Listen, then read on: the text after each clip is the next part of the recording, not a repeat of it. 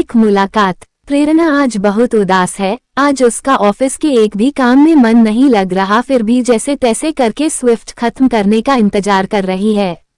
लेकिन समय है कि कटने का नाम ही नहीं ले रहा।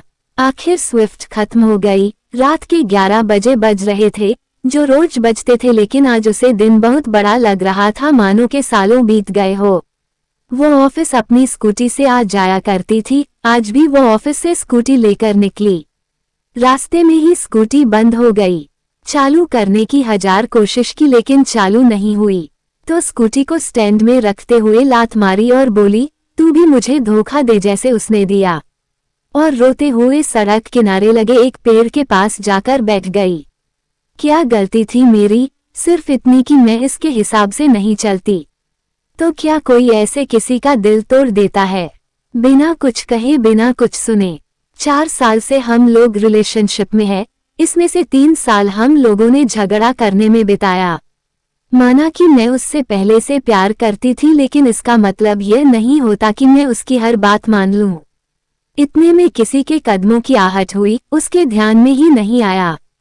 तू क्या बिगाड़ेगा मेरा? मैं खुद अपने हाथों से अपनी किस्मत बिगाड़ चुकी हूँ, आसमान की ओर देखते हुए भगवान को गुस्से में कहते हुए कहा।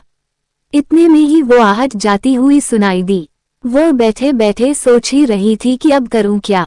तभी वहां कुत्ते का एक छोटा पिल्ला आता है और स्कूटी की इर्द गिर्द घूमने लगता है। थोड़ी देर बाद वो उसके पास आता है, उसके साथ खेलने लगता है। ये देखकर उसका भी मन थोड़ा हल्का होता है और बोलती है, खाओगे कुछ? और अपने बैग में से बिस्किट का पैकेट निकाल के उसको 2-4 बिस्किट खाने को देती है। पहले उसको सूंघता है, बाद में खाने लगता है।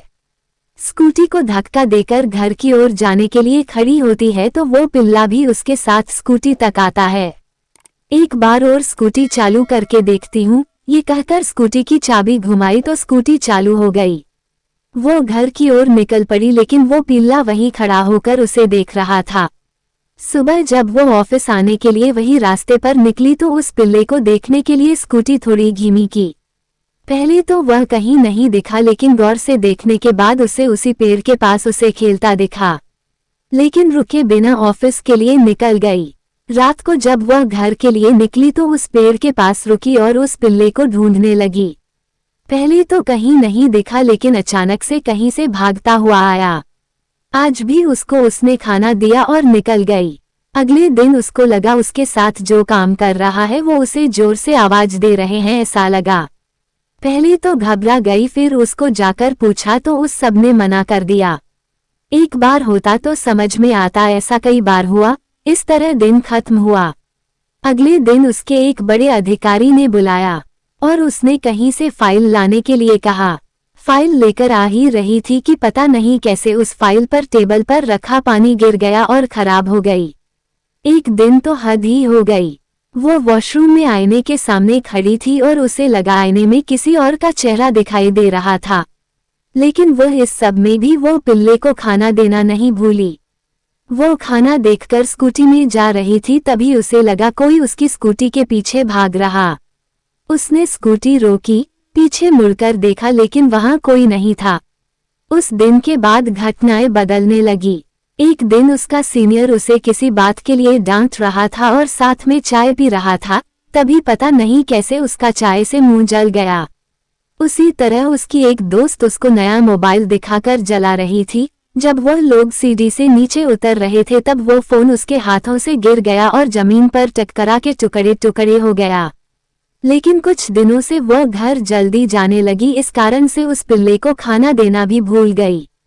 इस तरह से 2-4 दिन बीते होंगे, तभी अचानक सीढ़ियों पर उसको इसके पीछे कोई चलता महसूस हुआ, लेकिन पीछे मुड़कर देखा तो कोई नहीं था। अचानक जोर से आवाज आई, उस पिल्ले को खाना क्यों नहीं दिया? पहले तो वह डर गई, इधर उधर देखने लगी, लेकिन कोई नहीं दिखा। तो डर के मारे वह ऑफिस की ओर भागी और जाके अपनी जगह पर बैठते हुए थोड़ा पानी पिया और जो सुना उसके बारे में सोचने लगी। अचानक उससे क्या हुआ कि उसने उस जगह जाकर उस पिल्ले को खाना देने के लिए मन बना लिया। जैसे तैसे करके दिन गुजरा और रात होते ही इस जगह के लिए निकल गई। वहां पहुंचकर वो उस पिल्ले को ढूंढने लगी, लेकिन वो उसे कहीं नजर नहीं आया। वो अंदर से थोड़ी डर रही थी, इसलिए वह वहां से जाने लगी। तभी वह पिल्ला सामने से भागता हुआ आया। डरते हुए आवाज में पूछा, कौन हो तुम? तो एक हंसी की आवाज आई और हंसते हुए किसी ने कहा, तुम्हें क्या लगता है मैं ये पिल्ला हूँ? कौन हो तुम और कहाँ से बोल रहे हो? कांपते हुए पूछा। पेड़ के पीछे से एक छाया बाहर आया। मैं एक भूत हूँ, मेरा नाम प्रेम है। तो वो सब तुम कर रहे थे? डरी सहमी आवाज में। किया जो कुछ ऑफिस में मेरे साथ हो रहा था, कांपती हुई आवाज में। सच बोलूं तो हाँ, लेकिन तुम्हें नुकसान पहुंचाने के लिए नहीं, सिर्फ डराने के लिए। लेकिन क्यों? क्योंकि मैं एक भूत और भूतों का काम ही है डराना। वह डर के मारे कांपने लगी। उसे डरते हुए देख वह बोला, डरो मत, वह तो बहुत पहले की बात है जब मैंने तुम्हें पहली बार देखा था। आखिर तुम्हें चाहिए क्या? तुम, क्योंकि मैं तुम्हें पसंद करने लगा हूँ। वो अंदर से पूरी तरह से हिल गई, ये सोचते हुए कि एक भूत जो उसे पसंद करता है। छोड़ो इन सब बातों को, इन सब बातों में रखा क्या है। मैं तुम्हें अपनी असली कहानी बताता हूँ। जैसे कि मैंने तुम्हें बताया, मेरा नाम प्रेम है। मेरी एक मोबाइल की दुकान हुआ करती थी।